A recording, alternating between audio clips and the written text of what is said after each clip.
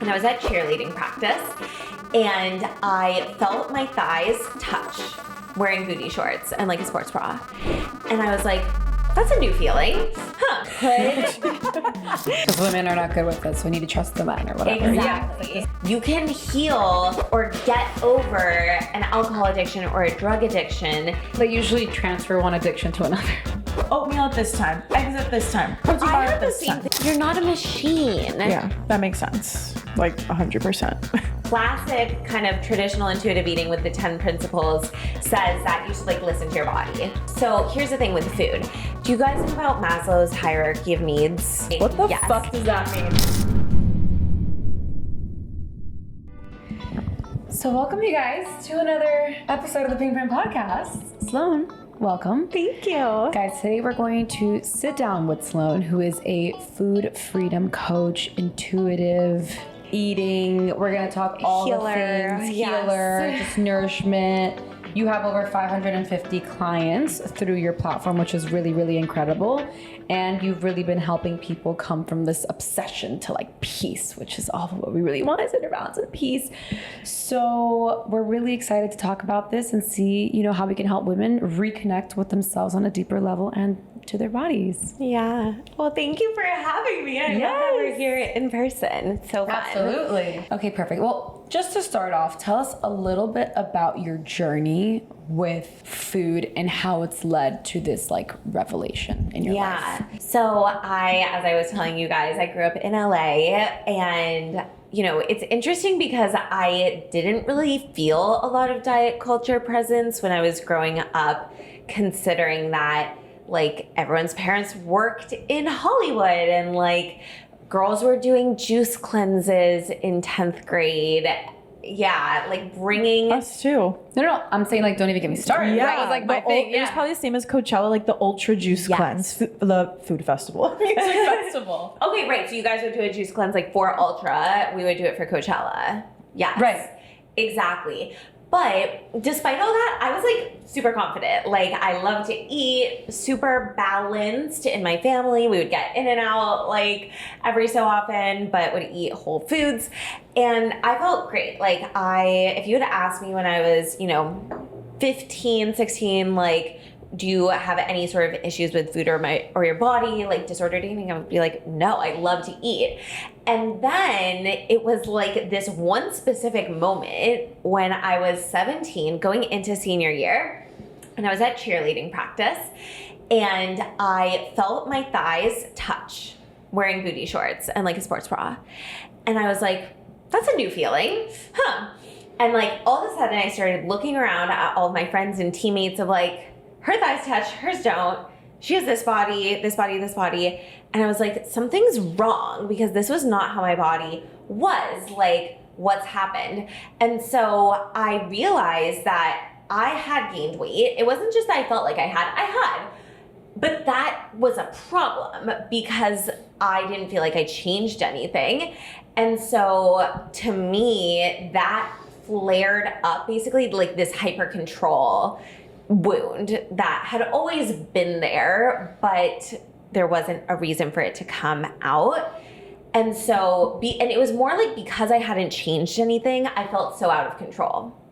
Like, I'm just doing my normal life. How did I mess this up, basically?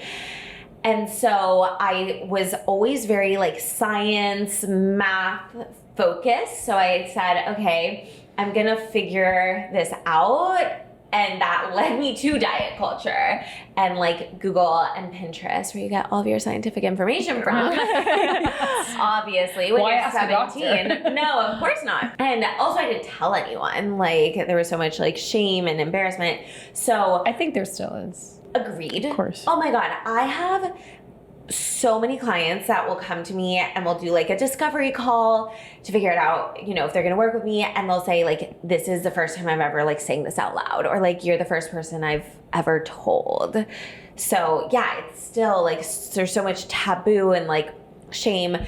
So anyway, that led me to all these food rules and what was basically orthorexia, like an obsession with being as healthy as possible, like no white carbs, 80% full. So like stop like always being a little bit hungry, counting calories, but I still love to eat. So I didn't consider myself, I never had a diagnosed like eating disorder, but I was certainly restricting and like over exercising, and it was just this like very tight, restrictive, clenched, constricting energy, and just trying to get my body to go back to how it was. Looking back, I basically went through my like second puberty. I was gonna say, like, you're 17. You're 17. You know? I didn't have hips before. Like, I looked like a boy. Like, my body, like, when I was in 9th grade, I remember there are pictures. So I guess how, like, 14, 15, like, I looked like I didn't have boobs. I didn't have a butt. Like, still don't really have boobs, but the butt came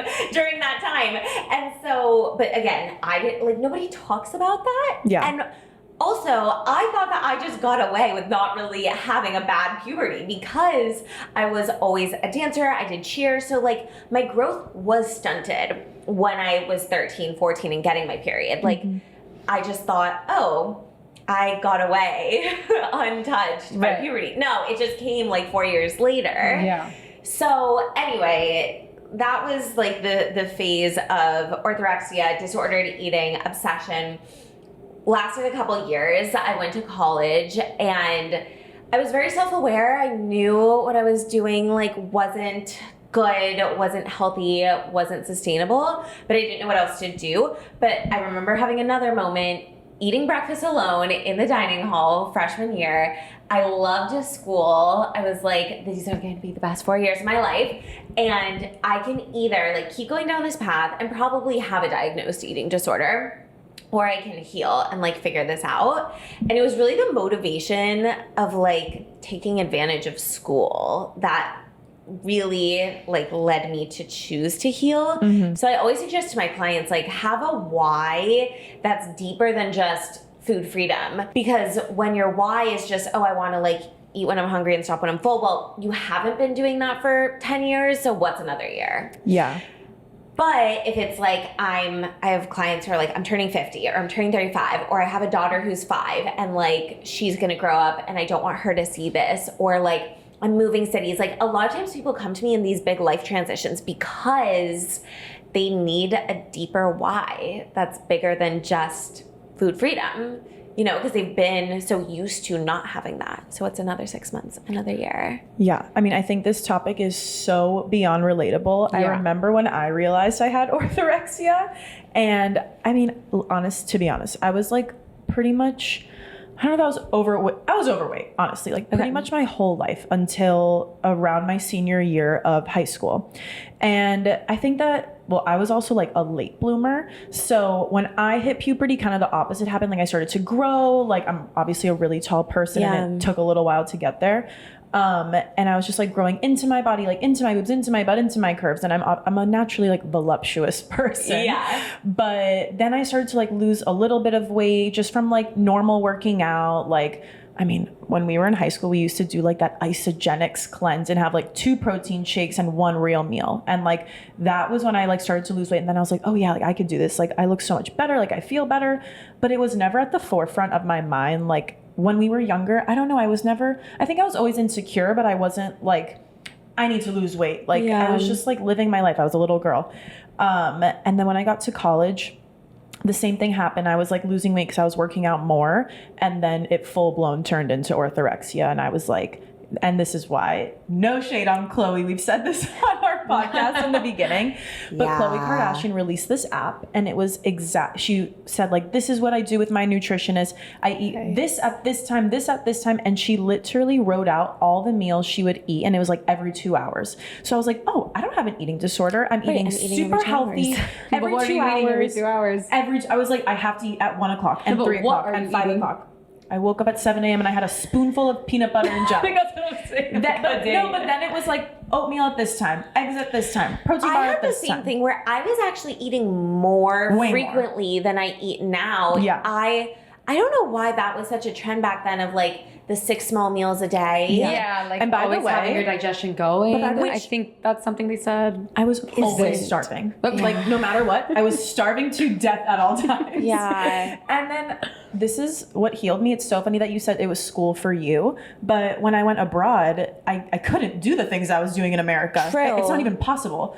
So I had to, and I was like traveling every weekend, and I wasn't gonna not let myself eat while I was traveling and do all these things, and I couldn't work out how I was working out at school because you're just on a completely different schedule. Yeah. And I remember just being like, I'm just gonna lean into this and like have fun abroad, and I'll see what happens when I get back to Boston. Out of curiosity, did you lose weight there or maintain just because the food there is very different? Honestly, I mean, I know you're also like probably going out more. Yeah. Honestly, I had a really good balance while I was there because I'm not somebody who can go out like 5 days a week. Like Yeah. the boys were doing that, but I just simply couldn't. I was definitely drinking more because you have like wine more and things like that. And I was just kind of comparing like the food there versus here. Like there, you're not thinking about it and you're enjoying it more. Yeah. And some people Higher like actually quality. like they lose weight or they maintain Yeah. just because the food quality is so much Yeah. better. Honestly, I think I didn't maintain. 'Cause I look at pictures from the beginning and the end, and I look completely healthy and amazing by the end. But when I got there, I was so skinny and like Right. my my abs were showing, but it was not a healthy way Yeah. for things to be looking. And by the end, I was like really strong and felt and looked really good. And I remember being like, wow, like I can live this like normal life. So that's what happened with me. But it took a long time, and it's a really scary thing that I remember scrolling on Instagram. It's like how to know if you have orthorexia, and it's like you're like not going out to eat with your friends, and you're like you don't make plans because it interrupts your meal time. And I was like, wait, this is 100% me, but I didn't think it was a problem because I'm eating constantly. Right. But it's more, I think for orthorexia, it's more the mental obsession, and Yeah. you're like trying to be as healthy as possible. So you're still eating. It's not anorexia where you're not eating, but it's the obsession. Or like, I have clients who will say, you know, if I'm going out with my partner, like I need to pick the restaurant that we're going to because I want to be in control. I had a similar experience though with when I actually did heal. So I like decided to heal, but then to actually do that was really about healing like control wounds. Like it had nothing to do with food, and that's really my like whole kind of ethos now. Like it has 0% to do with food and everything to do with subconscious beliefs and wounds that are kind of umbrella beliefs. So like being a control freak, for example, controlling food, you're probably trying to control other things in life as well. So going abroad, you can't control it. And that's healing if you lean into it.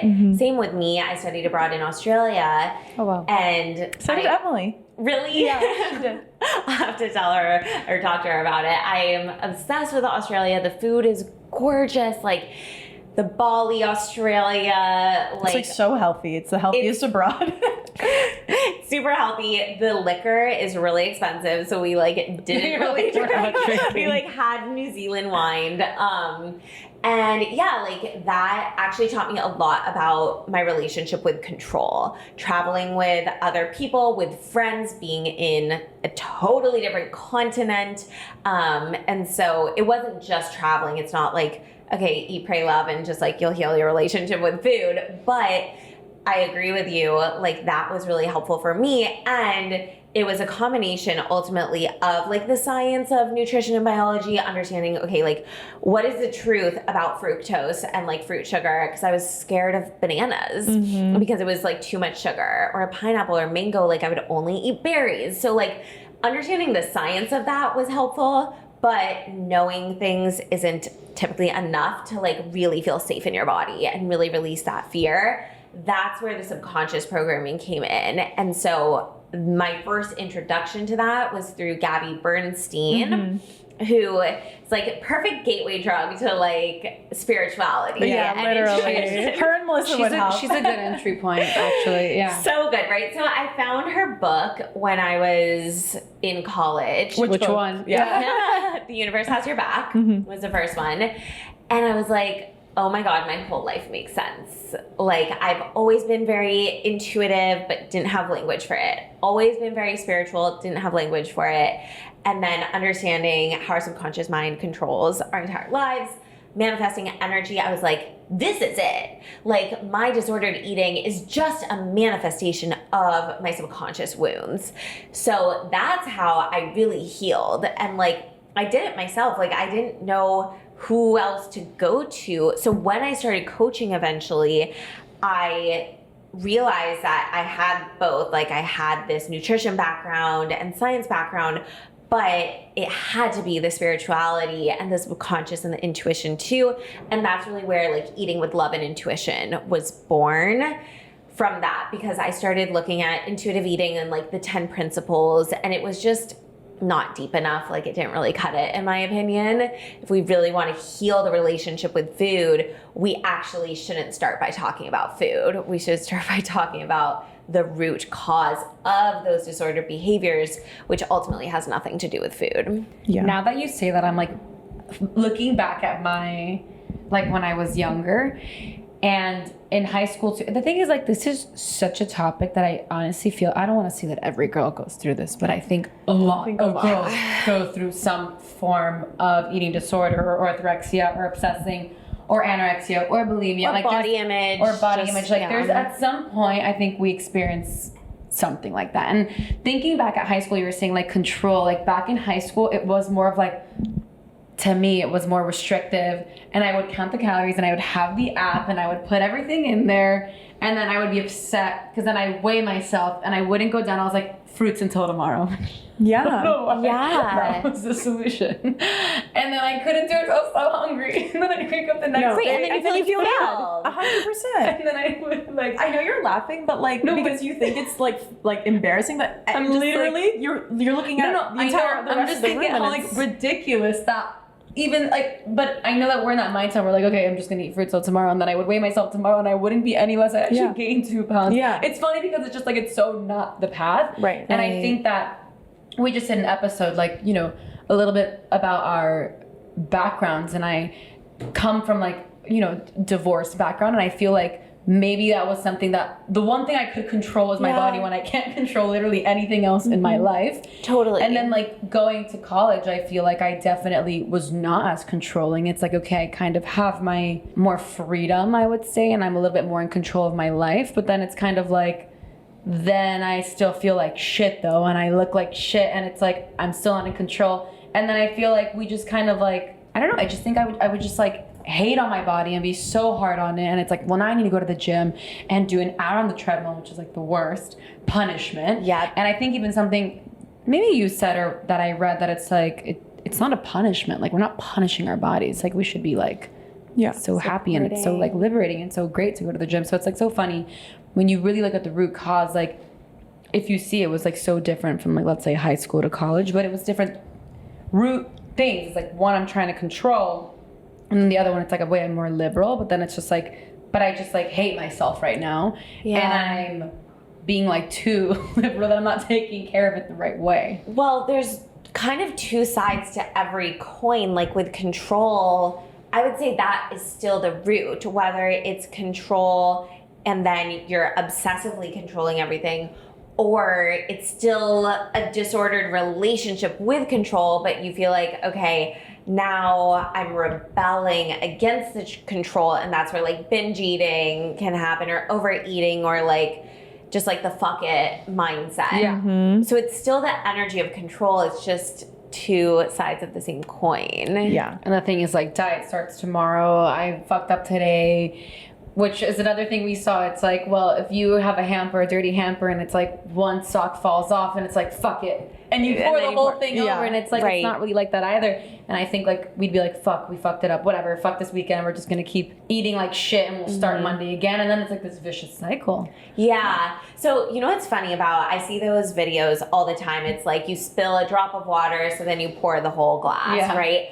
I have a problem with those videos. Explain, go off. Okay, because that is an analogy, but nobody would ever actually do that. So it's like a dramatized analogy. I get it, but food is inherently very different. And that's why I think sometimes those videos frustrate me. I know that they frustrate my clients because they're like, I get it. You're right. I get it. So why the fuck can't I do this with food? Like, just thinking about the analogy isn't enough. It doesn't help. So here's the thing with food. Do you guys know about Maslow's hierarchy of needs? No. Maybe. Go off. Okay. I want to know. So Like, did we learn this in school? Yeah, probably like in Psych 101. So there's Like food, shelter, Exactly. and then like the top is like know love this. and whatever. Okay. I went to business school. Bro, this was like in high school. So I'll give you a quick explanation. Basically, it's this like theory in psychology where the bottom of the pyramid is like what you need to survive, and then you cannot ascend to the next levels until you have level 1, right? So level 1 is food, water, oxygen, shelter. Mm-hmm. Level 2 is like money, Mm-hmm. career, relationships.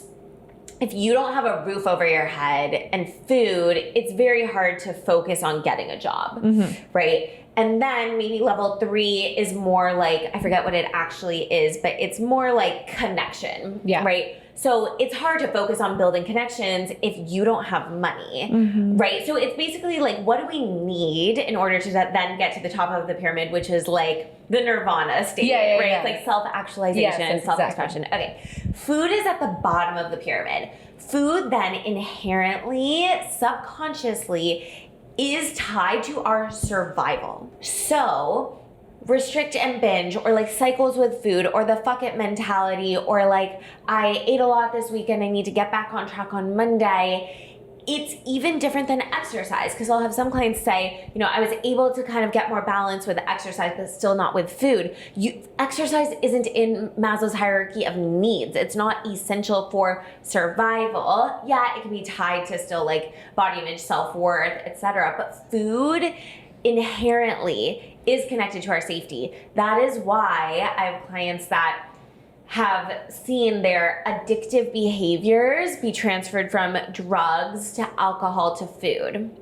They were able to get sober by just not drinking. Well, they usually transfer one addiction to another. If you don't heal the root. Yeah. Right, exactly. And so you can't just stop eating. Yeah. Just, no, it's definitely not. Yeah, like, please don't, right? Yeah. So that's actually why I love this work, because it forces people to finally address their shit. You can heal or get over an alcohol addiction or a drug addiction sometimes easier than a food struggle, because you could just go cold turkey. You can't do that with food. So with, like spilling a drop of water and then the whole glass, of course I would never do that. But if it's, I ate a cookie, now I feel so much shame and guilt, so I'm just gonna say, fuck it, I've already messed up, and have the entire box of Oreos. Why is that different? Because food carries this like survival level of energy. It's just so much more nuanced and so closely tied to our animal primal brains that it's just gonna be more nuanced. But how can people navigate this in a world of social media and TikTok and what I eat in a day and animal-based and carnivore and vegan and this and that? Because it's like, sure, you could heal your shit, but then you're going on social media and you're scrolling and then you're just seeing more and more noise that has nothing to even do with you or like your beliefs, but then you're still influenced. So do you think that still influences you?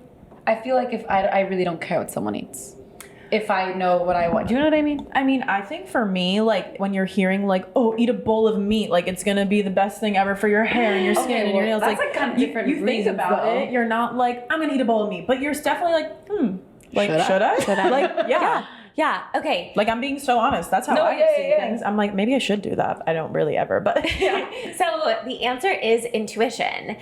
And this is why I say that I'm the coach that puts the intuition into intuitive eating, because classic kind of traditional intuitive eating with the 10 principles says that you should like listen to your body. Okay. What the fuck does that mean? Thank you. Seriously, and I'm so happy you're here, because intuitive eating for me, I'm like, I don't know what that means. I have to finish my plate. I'm fucking starving and I'm eating all of this right now. Like, which I know that's not good advice, everybody. But seriously, that's bad. I'm like, you see, like, it's just like, I don't know when I'm full. I have zero idea. How can we work on that? Okay. So many things. I also, by the way, like I'm in the restaurant industry. Like I just love food. Like I love everything that goes into it. I love the culture, the community. I love cooking for people. So all of it is like a really happy experience. And it's art. But then I'm just like, I get lost in the sauce, literally. Yeah. Okay, let me take it back a step. So intuition is the answer to figuring out what is right for you. I'm talking third eye chakra intuition. Okay. Yeah. I'm like, we know, we got you. No, yeah. I go to acupuncture. I open that shit up every week. Perfect. Okay. So that is what I mean by intuition.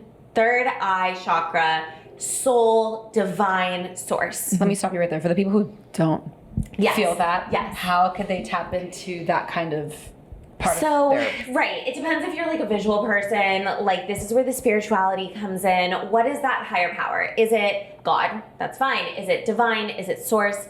Higher self, I think we all need to get on board with. So, your higher self, my definition is that it's the version of you that is divine. We all have God within us, or the divine within us. That's our higher self. She does not know fear. No. Just doesn't know She's it. all love. She's love. Only She's love. all light. Yeah. Love and light, not in a toxic way. It's just how it is. No, yeah. Yeah. So when you're then deciding, okay, sure, eating a bowl of ground beef for breakfast could Sounds intense. genuinely be someone's truth. And nutrition is still a new science. So that makes it hard too, because there's not very many absolute truths when it comes to nutrition. There's just not. So, okay, that could be true for someone, but is it aligned for me? Is it true for me? Intuition check. That's how you decide. Like, that's a simple way I can explain it. By intuition check, am I saying like, does this feel good? Does it sound Right. good? Like, should I really be eating a cookie in the morning? I don't know. Is it kind of like that? Like, you just ask yourself the question? Yeah. 3 types of intuition, okay? Soul, third eye intuition. That's like the mama intuition, okay? Then we have body intuition. This is hunger cues and fullness cues. And then we have what I call logical intuition, which is what we know. So people will say, okay, if I'm doing intuitive eating, I'm just gonna eat cake 3 times a day every day. And I'm gonna gain a bunch of weight because that's what I'm craving. So if I'm following my intuition, I'm just gonna eat shit.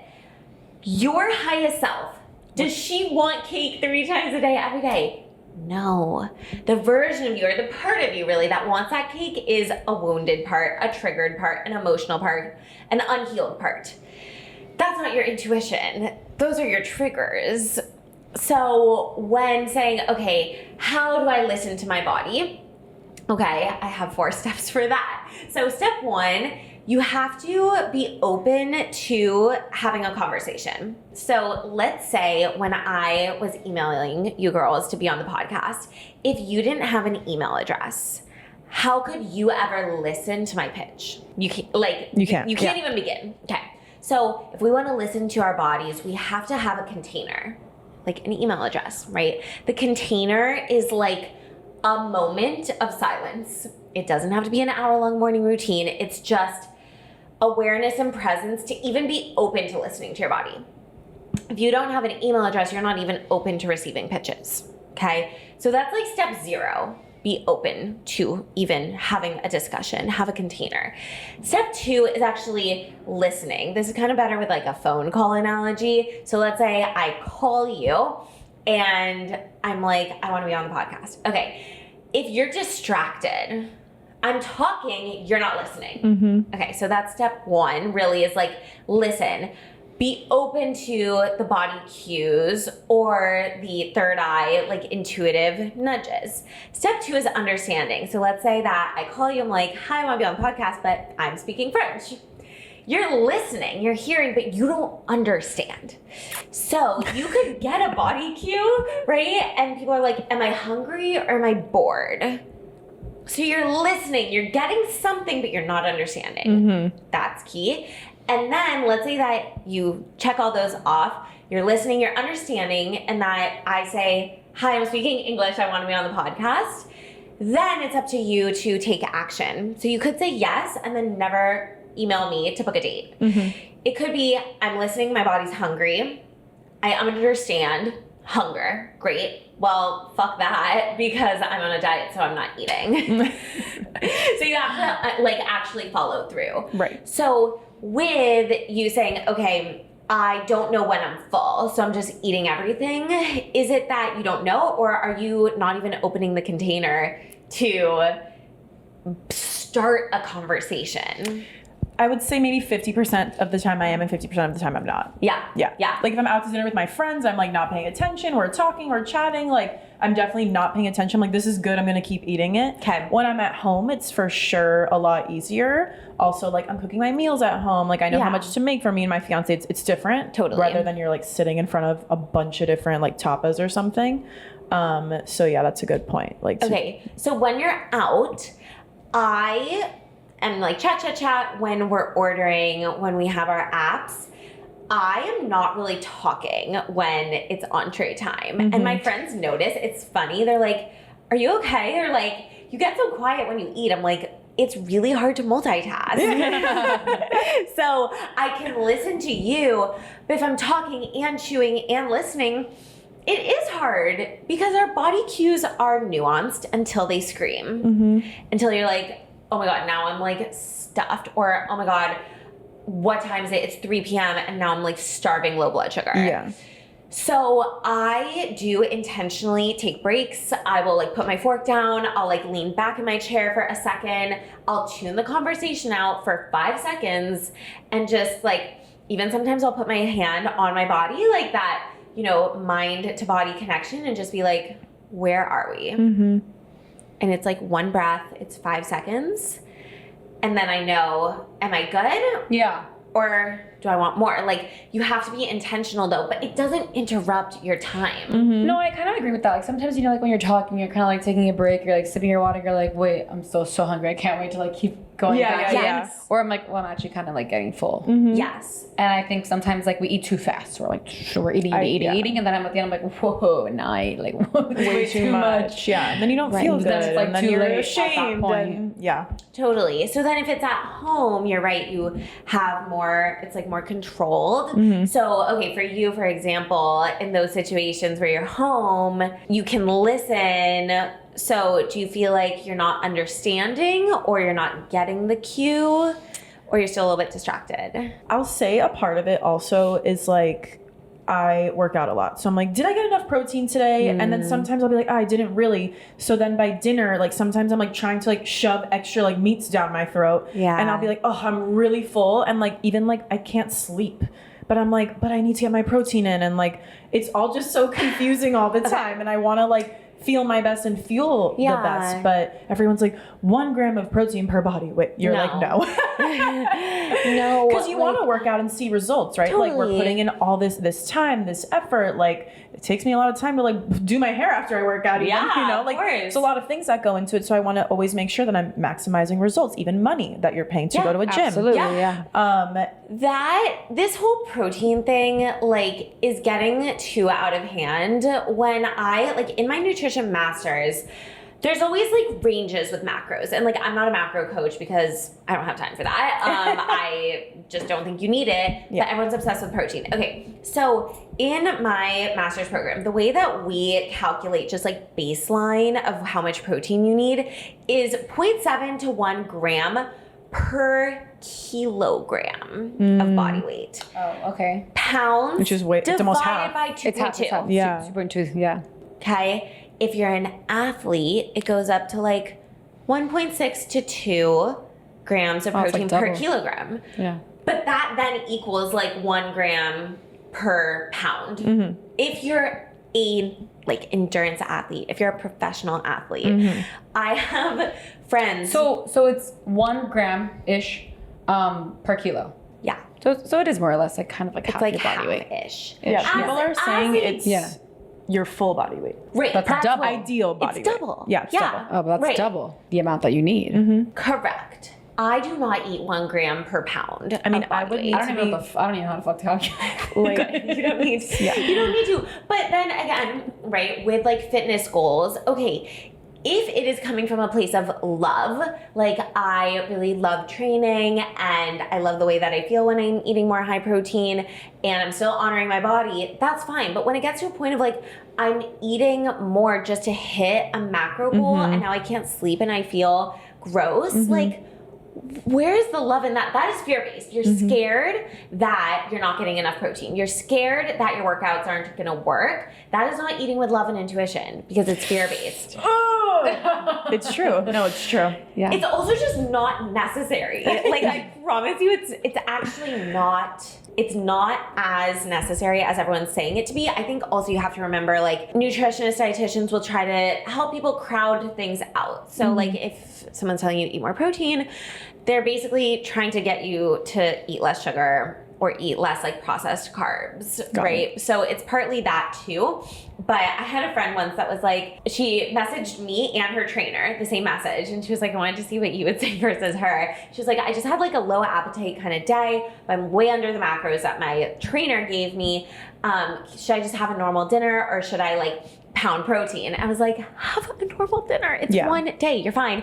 Her trainer was like, pound protein, have a protein shake, something that you can drink so that it's easier. Oh my God. Like, what? You're not a machine. Yeah. Like, if you are a professional athlete, you're kind of a machine. And it is For like, sure. That's for your job. Yeah, But that's that's your job, completely different. It's definitely not my case. right. Me either. So like, yes, have a protein at every meal. Yeah. Right. Which I do. But also if you want pasta without a protein, like, it's okay to not have it for that meal. Yeah. But like, oh, I'm like healing. I just feel emotional. Like, this is such a great convo. Really. I just want people, like, my main goal isn't even just for everyone to have food freedom or for you to like not force yourself to eat protein. It's like, when that isn't even a struggle whatsoever, how much more present can you be with your fiance when you feel good and you're not like, now I'm like stuffed. How much better are you going to sleep? And then tomorrow be like fresh and ready for work or your podcast, right? Like, or all of my clients who have kids, it's like, oh my God, they're getting so much time back and presence back with their kids. Like, that's what I really care about. Like, yes, I want you to be able to have the cookies in the house without fear. I want you to be able to go to a restaurant and not count the calories. And I want you to have optimized health too, right? Like, I studied nutrition for 4 years for my master's for a reason. Like, there is science to that. But what I care about more personally is what you can do with that freedom because you're not tangled up with food anymore. So what are your tips for people who then feel shame or guilt for maybe eating a little too much? Yeah. Or, like, the other day I was like having a cookie and then I was like, I'm gonna have another one. Like, I had 3 and I was like, whatever. Like, honestly, like, it feels worse to beat yourself up for it, you know? Yeah. Oh, totally. That's like reliving it twice. Like, Yeah, it's just Or like like why? 500 And then you times. like shit, and you go home and I had 3 cookies. I was just like, whatever, it was good, and like it's fine. I'll survive. You know? Like, it's okay. and I don't know if you do this, but sometimes like if that happens to me, like I'll come home and I'll like tell my fiance, I'll be like, I had like cake today, and he's like, who the fuck cares? Like, okay, like why are you even telling me this or expressing it? I'm like, and it's like me like being like, I just want you to tell me that it's okay and I look good, and it's like it's so sad, honestly. You know what? That now that you say that, I used to do that in high school. I used to be like, I ate a peanut butter jelly sandwich and I had. I swear to God. No, I swear to God. And I was looking for validation that it was okay. Yeah. Yes. That it was like, you look fine, you look great. Like, someone please tell. It's kind of sad that we're looking for external, like, you still look great, you still look good, you're still healthy, it's okay, because I can't tell myself that clearly. Yes. Yeah. But I would be like, I ate this, and that, like, waiting for the approval. Yes. Do you want me to tell you why we're obsessed with approval, Yes. specifically with food? Yeah. Okay, so it goes back again to like this primal part of our brain. So in the cavemen days, if you were like a witch, right? Even like, I know that's was not a witch. caveman. No. I'm sure. Yeah, I'm an Aquarius. Yeah, okay. So if you were a witch in those days, or like cavemen days, if you weren't useful to the tribe, if you get kicked out of the tribe, you're gonna die. Sorry, it just killed you. But actually, right, like, if you don't have the tribe, if you don't have the community, you don't have resources, you don't have tools, you don't have food, humans can't really survive alone. We're not meant to. So this is the root of why people are scared of gaining weight. Because there is fat phobia in our society, and there's this self-worth thing of like, do you still love me? Tell me I'm pretty, right? Make me feel good. Make me feel good. So there's this part of our brain that is scared that if we are different, we will be kicked out of the tribe and die. And your subconscious mind's number one like role and goal is to make sure you survive. That is why, like, especially the fear of gaining weight can feel so irrational, or the fear of eating too many cookies. It's like, I logically know this is crazy. Why is this so irrational? Because, again, food is linked to safety. with Maslow's hierarchy of needs. And if you are different, if you gain weight and someone doesn't love you anymore, you're gonna get kicked out of the tribe and die. Like that's where our oldest part of our brain goes. So again, it's like similar but different to feeling more worthy for working more, right? Or getting validation from a boss, for example. Similar, like I need to make sure that I stick around because if I'm fired, that's like getting kicked out of the tribe. And if you don't have resources, you're gonna die.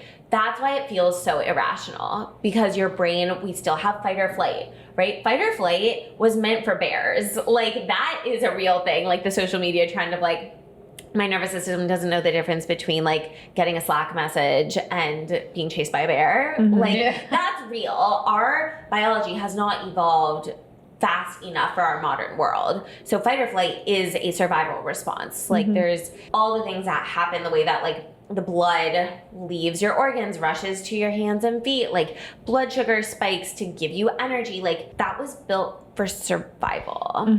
Saying the community part, now I don't know if this is the case for everybody, but like if even you do get comments from people about your book, that's even worse. Because then you're like, fuck, well, because I remember people in my family like, Gio, you're like a little, you know, you should lose some weight, and then it made me obsessed even more. It's like, well, now people are, and I was never fat, but like just saying that I was like a little over maybe what they think I should have been. And then it's like I lost weight. It's like, you're really skinny now. I was gonna say, and it's like you're never good enough, but we're still asking for people's valid. You know, it's like of course you're asking Riley, or if I'm telling Ricky, like now people that we trust, but it's like even who are we asking? Yeah, you know, we're asking because of a lack of a self-love or whatever, or we care. You know what my grandparents would say. Yeah, you know, no, it's so detrimental. And honestly, my grandparents are the people that like provoke it, and it's like, okay, whatever, you're 90 fucking years old. Well, I don't know, different generation. Yeah, but it's always like, you're too fat or you're too skinny. Like they can never just not comment number one or like say something. Wait, you're not even working out. I'm like, you're fat and old. How about that? Like, okay. Anyway, sorry, grandma. No, but I'm just saying it's funny how they make comments, but like not even. Sometimes they look at themselves. Yeah, and I don't know if it's also like a cultural thing. Like I'm Latin and she's South American, but I don't know if American grandparents say that. Well, my Jewish grandmother, she's 96, and she still thinks my main job is helping people lose weight. So I think it's just a like healing, coaching, therapy. Like they don't get it. I want to talk about the nervous system because I don't know if like you have answers for that. Okay, so I don't know, I feel like everybody's been talking about the nervous system a lot, and I've been going to acupuncture, and I talk about it with my acupuncturist a lot because I never paid attention to it. And I walked in there and I was like, I just don't feel like myself, and I'm not sleeping and this and that. And she's like, your nervous system is like really going crazy right now, so like we're gonna focus on that. And I want to know like the role of the nervous system and how we handle these like food situations, how they tie together. Yeah, so what I was saying with fight or flight, right? Like that's kind of one mode. There's fight or flight, and then there's rest and digest. So like sympathetic nervous system, and then parasympathetic activation. So your nervous system, right, is like the system of your nerves, which is like neurotransmitters, right? That's like how we feel, how we think, like all of our different serotonin, like the way that we react, cortisol, like these hormones, right, like intersect at this like junction at the nervous system and these nerves, right? So it's like, it's very biological, like it is literally like nerves and hormones and neurotransmitters, but it really dictates how we feel and like the state of our bodies, right? So if you're in fight or flight, you're feeling stressed, you're feeling activated, and then that has a whole cascade in your body that I was saying, like blood leaves your organ system and goes to your legs and your hands, your arms, so that you can fight or flee. So if you eat when you're stressed, there's like the blood has left your digestive system, so that's why you'll feel more bloated or indigestion if you eat when you're stressed, or like eat if you're crying, for example, like it's really challenging. Or if you're like, I don't love flying, so when I eat on an airplane, like I just get so much like gas and like stomach pains because the blood has left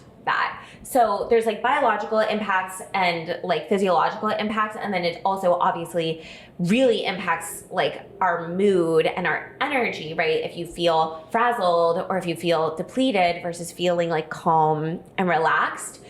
So with the nervous system, it's a really good connector between our mind and our body. So the way that I'll use it with my clients is, let's say that you're eating really quickly, you're like shoveling the food, right? And you're pretty alert at the table. Well, if you put your body into a relaxed state, lean back, drop the shoulders, uncross legs and arms, let the food come, keep leaning back, take some deep breaths.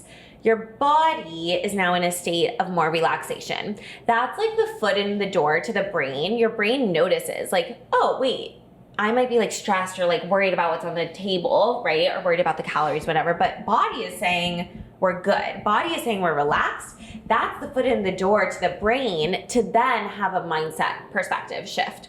So my clients will be like, I'm so anxious. I'm so worried in my mind. How do I change my mindset? Well, sometimes the mind, it's like lockjaw. It's like clenched on that.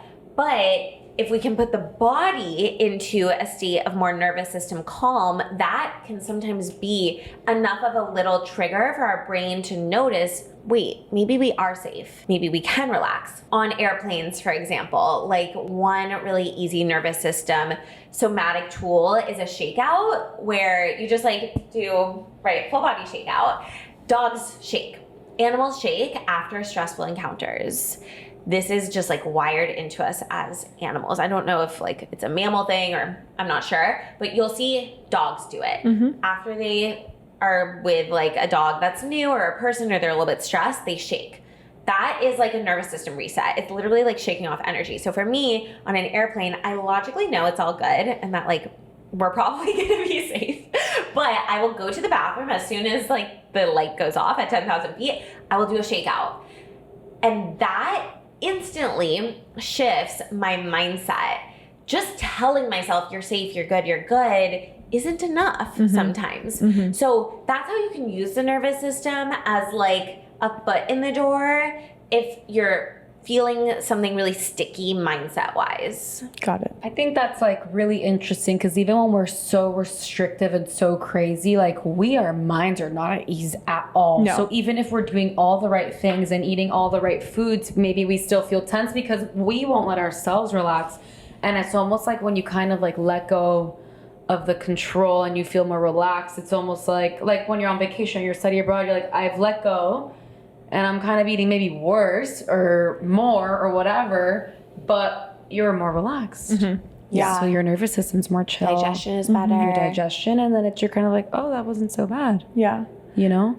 I kind of want to hit the topic, which we both definitely wanted to talk about today, because I think when we were in college and younger, we wish somebody would have spoken about this with us. But the topic of like going out, drinking, and then coming back home and binge eating with all your friends, and how it's just like a completely normal thing to do. I Like would Domino's, so I would on the have way. more calories for the drinks.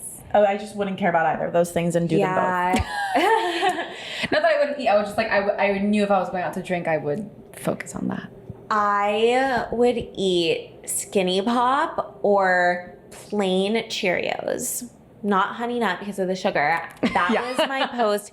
How sad. Do you want to know what mine was? Yeah. Carrots and hummus. Oh I would my have- god. Or granola with milk. Paleo granola and That's almond like milk. so healthy. Okay, yeah, we did have these like kale hummus wraps that were low-key really yummy, but like All these things are yummy, but like right. But no, that would be my drunk snack too. Either Skinny Pop, the kale hummus, or plain Cheerios. Or this is my favorite. Me eating all of those things and then still not being satisfied, and then eating all of the Domino's and the lava cake too, because I wasn't satisfied. No, Yeah. like waking up the next day feeling like shit, so I know. you can't eat healthy, so I like need a burger because if not I'll die. Now eat Domino's again. Oh my god, I want to eat something. True. Okay, so alcohol obviously makes your intuition fuzzy. So No shit.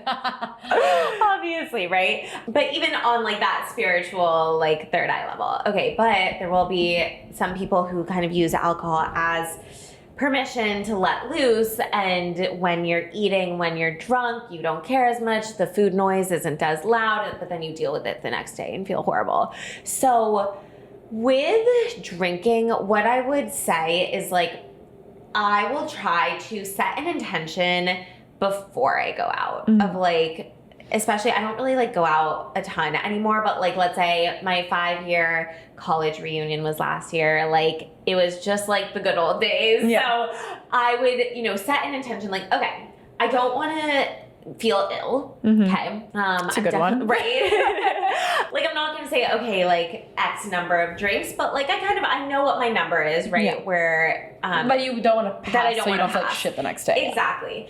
And then with like food, especially if we're having dinner and then we're going out. So then we might have snacks later.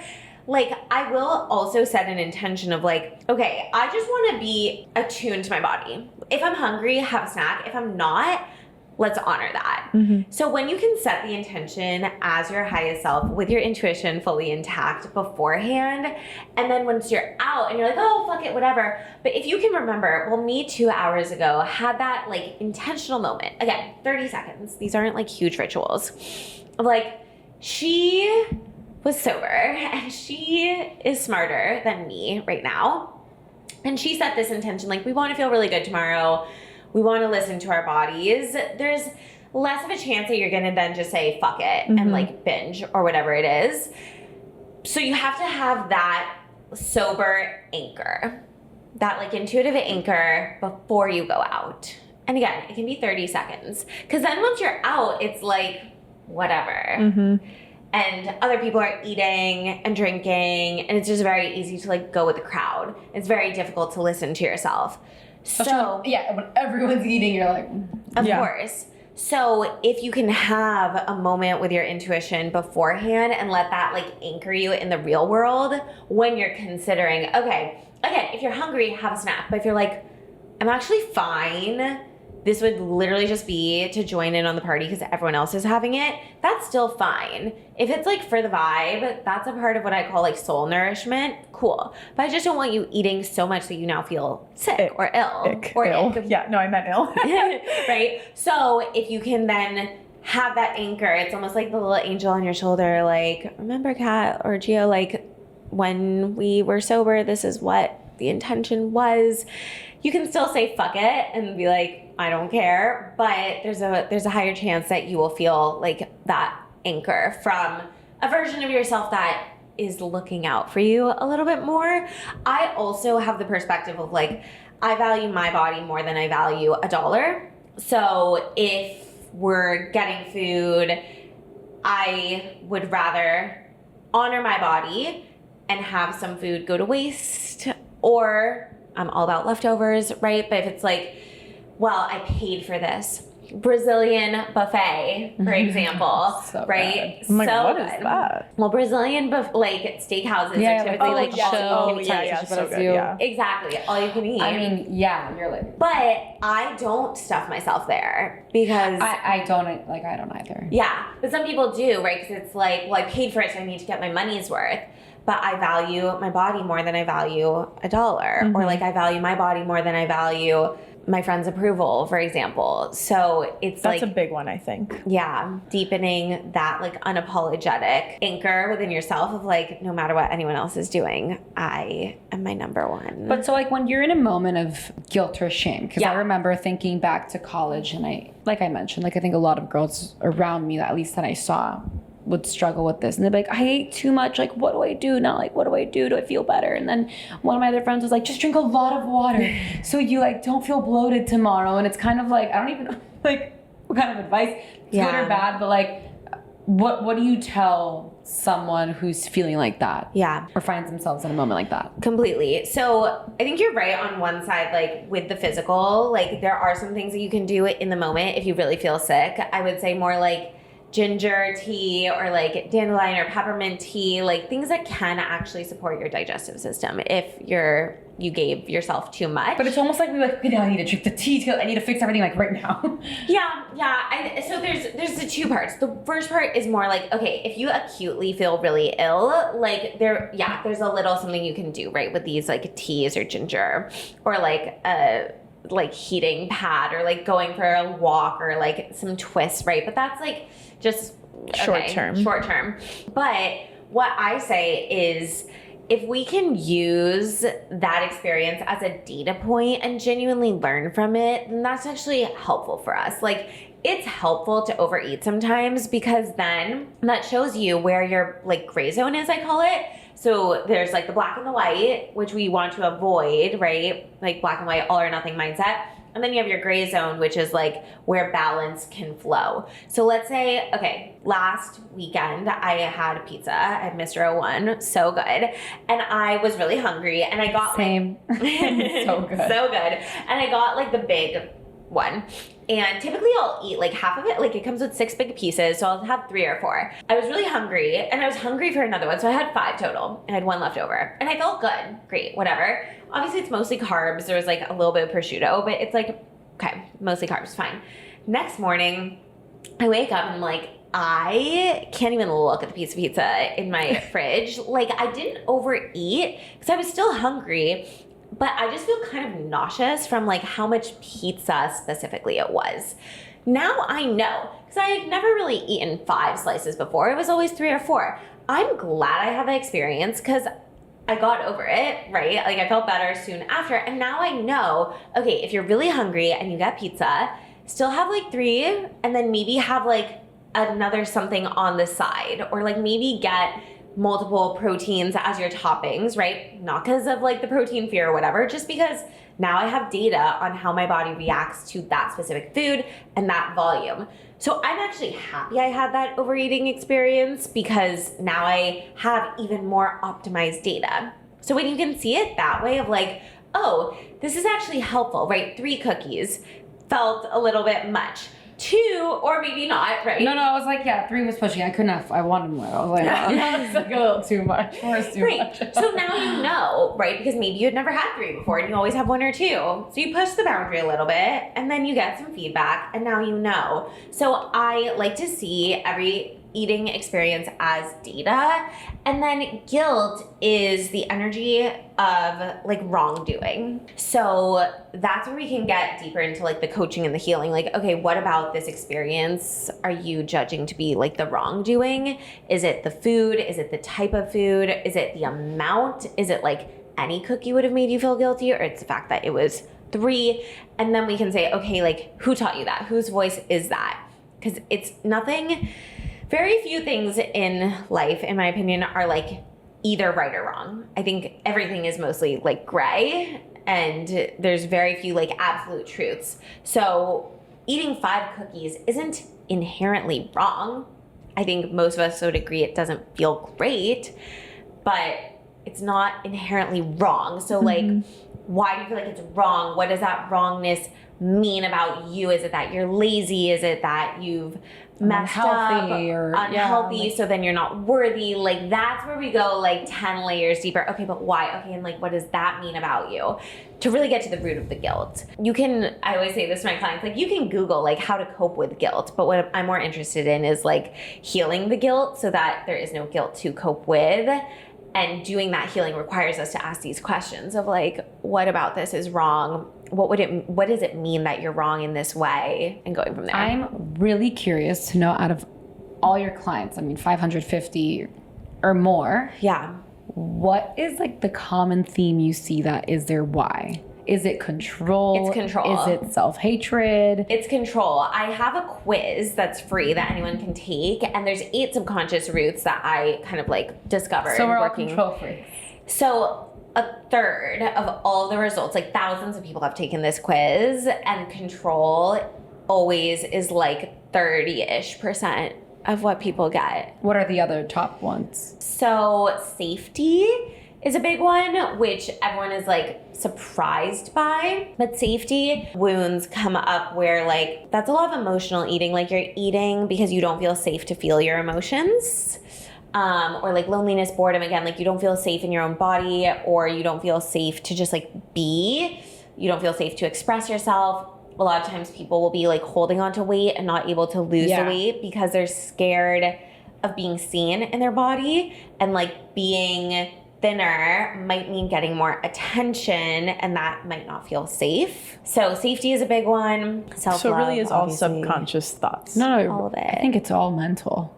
All of it. Yeah, but I'm saying sure there's like an added physical layer, sure, but I feel like a lot of it's mental. Yes. Safety, it's so interesting. Anything else that would be interesting to know? Perfectionism comes up. Fear is like kind of a bigger umbrella one, which I see a lot when people are like, you can just tell when someone's living in fear. Like everything that they do is motivated by fear versus love. So like I work this job not because I love it, but because I'm scared that like if I did what I wanted to do, I wouldn't make enough money, for example. Or like I'm dating out of fear that I'm going to be alone forever. Like everything is just motivated by fear and like lack instead of love and abundance. So when you're working with people and you're getting to this why, how do you work with them? Like, what are they doing to really dig deep? What should people do to dig deep? Yeah. So, I mean, I have like a full course, obviously, and like journaling. I would say for everyone, like the quiz is a really good point to start because it's free. And that is step number one, like understanding, really discovering and identifying what the fuck is actually going on. Like, what is the root?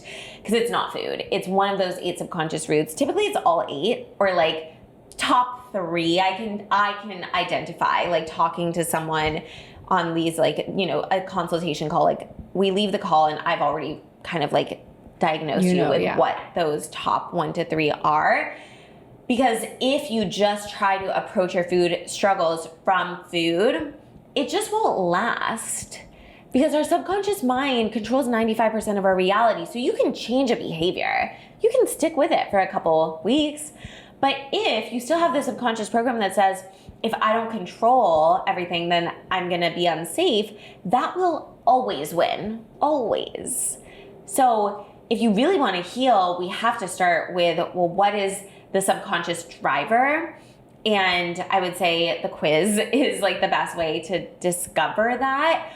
Or like journaling, or like what I do with my clients coaching, it's like asking these like why questions. Okay, but like why? Okay, but like what would that actually mean? Okay, but like how does that actually feel? What is the real fear here? And if that happened, then what are you scared would happen? And if that happened, then what are you scared would happen? And eventually we get to the root. And it's either I'm not going to be accepted, so it's safety, because that like not being accepted means death, or literally, or it's control. Like safety and control, I would say, are the top 2.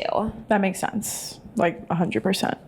Yeah. That's why I think it all goes back to like our mind, because it's like if I look back, and if you look back too, like you were doing all the right things, right? Like we were eating healthy, we always kind of worked out, we were always kind of very active, but that like not necessarily was I at my peak health, or my mental was still like not really healthy, so no. And then you're doing all those things and you're really skinny, but you're like literally the most depressed you've ever been. Totally. Yeah. And you're not happy. So it's just kind of like, I mean, of course working out's important, of course eating generally healthy and nutritious and whole foods is great for like our bodies, but it's just like it's not all the physical. Like I think the mental is like a huge thing. So let's talk a little bit about how you ended up opening up your story and now really feeling inspired to help others. Because like we said, there is a lot of shame around this topic. And I feel like even though maybe people work through it, no one really wants to be like feeling this vulnerable to just put yourself out there. And what if you post a video out there and you get 400 views and you're like, oh, should I continue like sharing this? Am I that passionate? Like what then really helped you start sharing this with the world and then building your platform, and now you're helping? Okay, so interestingly enough, when I started my Instagram was like the height of my orthorexia. So I started posting my healthy recipes, and I haven't archived any of them because it's just like kind of a part of the story. Like if you scroll back, I have like over 2,000 posts on Instagram. It's egg whites, it's zoodles, it's cauliflower rice, it's like protein pancakes. Like it's not good. Like that all kinds of good. Worst recipes ever. No, I should say that I believe like diet culture doesn't own any food. Like I eat zoodles now, right? It's like just, and I eat egg whites now if I want to, but it's just the intention behind it was fear-based back then. Okay, so I started, and this was in 2016. So I've had my same account for like 9 years. So I was just like a food stub. Like my face wasn't on it. It was just recipes. It was like influencer-y wellness vibes. And I gained like 16,000 followers because it was like, that was the time of Instagram, right, where it was very easy. And I started working as an influencer in college. Like I had little brand deals and whatnot. And so then as I was healing my relationship with food, obviously what I started posting was different and like actually healthier. And then funny enough, I was approached by a girl on Instagram to join her like MLM team, you know, like Arbonne and like those companies that people think are pyramid schemes. Yeah. Yes. Okay, they're real. They're not pyramid schemes, at least not all of them. And I joined her team and we were selling like fruit and veggie capsules. And I was low-key amazing at it. Like I built a team. And I remember like DMing people to sell them these products like in between frat parties. Like I was hustling, I was making money, had a whole team. And as a part of these like fruit and veggie supplements, we were like their wellness coach. We were like an accountability coach. So that was how I started coaching when I was 20 in college. Yeah. And obviously I was doing my like normal undergrad degree. I was pre-med and I did my master's in nutrition, but I had an Instagram already and I had coaching clients when I was 20. So what gave you the confidence to do that at such a young age? I was never going to work for anyone else. Like I started a business when I was 16. It was like a baked goods business, like cookies and brownies. I would sell them at my high school, like cash only because there wasn't Venmo. Yeah, it was epic. So it's just like who I am, honestly. And I was like, yeah, having this success, and my parents were like, okay, you're gonna like do your own thing. And I was like, no, I'm gonna make it to the top of this like company and win the car and all the things. And then obviously I decided to stop that and like actually build my own thing. So it just kind of happened naturally that I like built this following. I loved creating, I loved being on camera, talk like recipes, food, like having my own clients just came naturally. And then once I graduated, I did my yoga teacher training and I paid for my first business coach, did my first launch, and then it just kind of snowballed from there. So what does living in alignment feel like for you now? So yeah, I would say that's like living with love and intuition. So like I say, eating with love and intuition.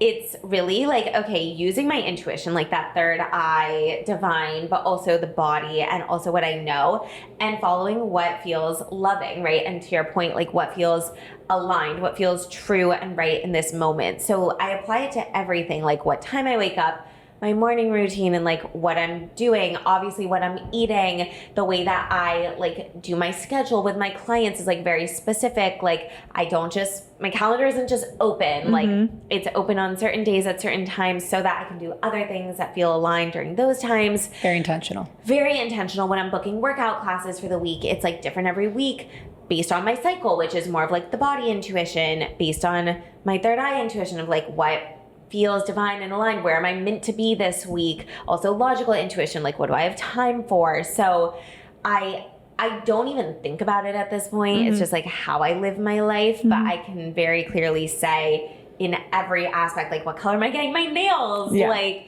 of course, we're like, and this is where I say everyone uses their intuition. You might just not be calling it that or being as intentional as you could be about it.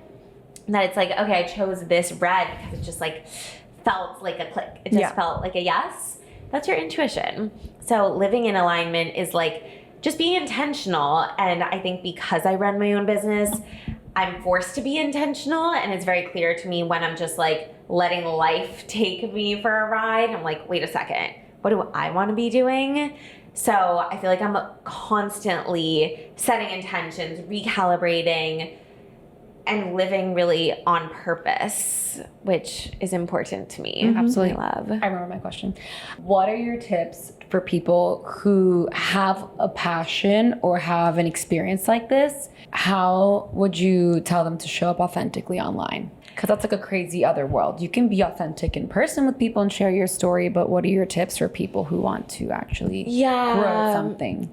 I mean, part of me is like, why is it different? Like, why is it different online versus in person? It just kind of is, though. I know. I mean, I feel that at least. I think online, there's so many more screens. You're just sharing snippets. The videos you're sharing are like so short. But I do feel like I've always posted authentically and shared authentically. Am I sharing all of like my hard moments? No, because that doesn't feel like really my role. I think there's also a difference in types of creators online. Like there's people that are more like influencers who it's their personal brand and you feel like you're besties with them and they're showing the ups and downs. Like I just kind of decided to run my business more like a company. Like it's still a personal brand and I want people to know me, but like I'm also showing up as like your coach. So if I'm having a bad day, right. Do you really care? Like, I don't know, you know, like you care about the lesson that I can pull from it. Yeah. So I think one, deciding like, what are your boundaries? What's the point of sharing? Is it for you as like a journal? Beautiful. Is it to inspire other people? Great. Do you want to coach? Okay. Like, do you have the qualifications for that? Obviously. Do you want it to be more like a company or do you want it to be more of a personal brand? I think that will dictate it. And then also just catching yourself every time you try to edit yourself. I think that's really the part, like trying to be authentic, creating however you've decided you want to, and then noticing if you like refilm or you edit or you're like putting on a different persona and then asking like why. Again, what is the fear if I just showed up like raw exactly as I am right now? People wouldn't take me seriously or people would judge me. And then again, we do the subconscious rewiring around that. It's the same exact thing. So catching yourself, where is this fear coming in? Or like, how am I holding myself back and why? That's where I would start. I like that question a lot. Very good. Yeah. Is there anything that you had to unlearn to become this like highest, most soulful version of yourself now? Oh my God, like millions of things. But to your point, it's unlearning and then everything that supports me in being aligned was already there. Right. And I say this to my clients too, like I'm not really here to teach you a ton of new stuff. I'm here to help you unlearn all of like the bullshit that you've brought. All these layers that we've been putting on ourselves that really take us away from our soul. Yes. So for me, unlearning like for sure the control freak, like I was very much in my masculine. So like unlearning the masculine protection, relearning divine feminine embodiment has been really big. We talk about that all the time. Yeah. Yeah. That was huge. With business, like money, my dad's a financial advisor. So it was always like the men deal with the money. And so unlearning that and like really claiming my path as a CEO, as a decision maker, instead of always like asking my dad or my fiance, like investment decisions, like trusting myself. So that was like unlearning that conditioning. And again, my intuition has always been there, but there was this story that like, I'm not good with money, which is like not true. Because women are not good with it, so we need to trust the men or whatever. Exactly. Yeah, it's like the story that these belief systems that we have from whatever experiences we grew up with. Exactly. But I would say even in like more recent times, unlearning the like hard edges of like the masculine energy, or that like in order for things to get done, it has to be in like that very structured way, or like if it has to get done, I'm the only one that can do it. And like delegating more, again, embodying like queen archetype, or like, yeah, the wise woman. Like I have a coach who I love, Melissa Wells, and she taught me a lot about like feminine archetypes and embodiment. So that I'm gonna look her up. Yeah, me too. Yeah, she's amazing. Maybe you would like this, or maybe you've already read it. We were talking to a friend the other day. It's I need to read it. I need to read it too. We haven't gonna read buy it, it. but What this is is a it? big theme from it, and it's kind of what we're talking about now. It's called The Keys to the Kingdom. I haven't heard of it. We were talking about. We were like complaining about our husbands and fiancés, like in a joking way, like, Yeah. I was like, I told my fiance like do the dishes when I left, and I bet they're not gonna be done when I get home, like something like that. Okay. And she was like, like in this book, it pretty much the paraphrase of it is that we treat men like they're imperfect women, but like they're just men and we are women, and we are just completely different So people. different. And we have different roles. We're in different this, species. like, yeah, exactly. No, we really are. Yeah.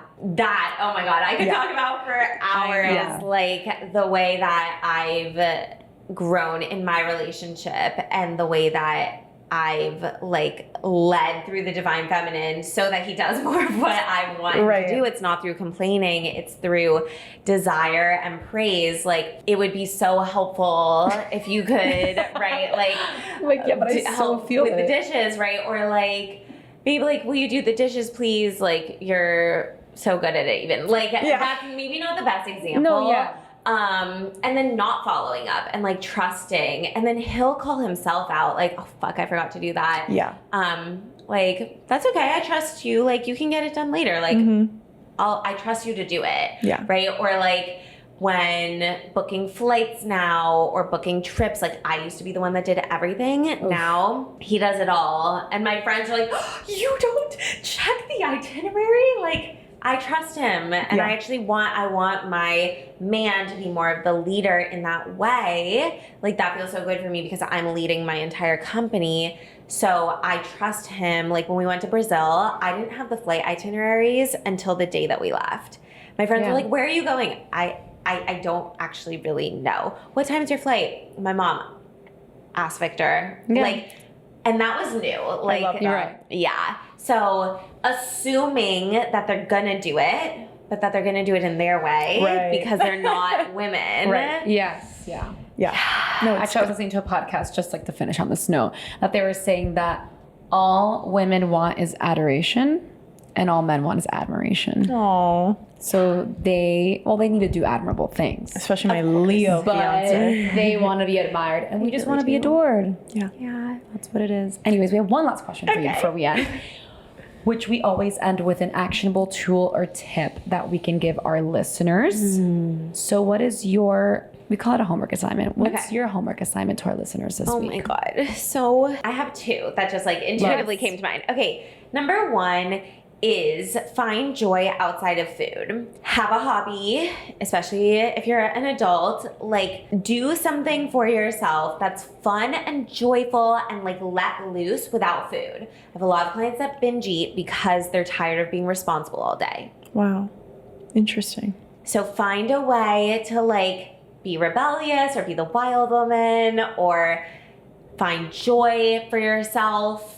Feel good. Find a way to feel pleasure in your body without food. What's yours? I don't listen to podcasts or music when I go for walks.